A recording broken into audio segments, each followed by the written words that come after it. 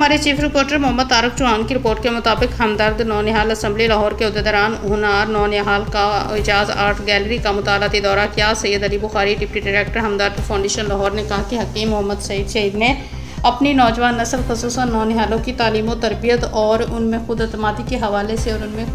हवाले से काबिल तहसीन इकदाम हैं। उनके ये अजीम मिशन उनकी दुख्तर मोहतरमा सादिया राशिद ने अपनी अव्वलीन तरजीह में शामिल किया है। उन्होंने हमारे चीफ रिपोर्टर से गुफ्तगू करते हुए कहा कि हकीम मोहम्मद सईद शहीद रहमतुल्लाह अलैह का अपने नौनिहालों के लिए पैगाम था कि पाकिस्तान से मोहब्बत और तामीर वतन के लिए ख़ुद को वक़फ़ करें। सैयद अली बुखारी ने नौनिहालों उस्ताद और सीनियर साफ़ी मोहम्मद तारक चौहान के हमरा एजाज आर्ट गैलरी में मौजूद हसीन व जमील वादियाँ, सरसब्ज़ व शदाब खेत, घने जंगलों के ऐन दरमियान झोंपड़ी, पहाड़ों के दामन से फूटते हुए चश्मे, चोटियों से बहती हुई आबशारें, पुरसकून झील के अकब में झांकती हुई सूरज की किरणें, कुदरत के इन तमाम हसीन मनाज़र और शाहकारों को मुशाहिदा करते हुए कहा कि गैलरी के रूरवां बरादर अजीज़ एजाज अहमद को अल्लाह पाक ने बेपहा सलाहियतों से नवाजा है। एक फ़न पारे के बारे में बताया गया कि हस्ब ख्वाहिश महज 3 मिनट में तैयार करके इस शाहकार को आलमी किंग्स बुक ऑफ रिकॉर्ड में नाम शामिल करवा दिया। हमदर्द नौनिहाल असम्बली के उहदेदारान हुनारों ने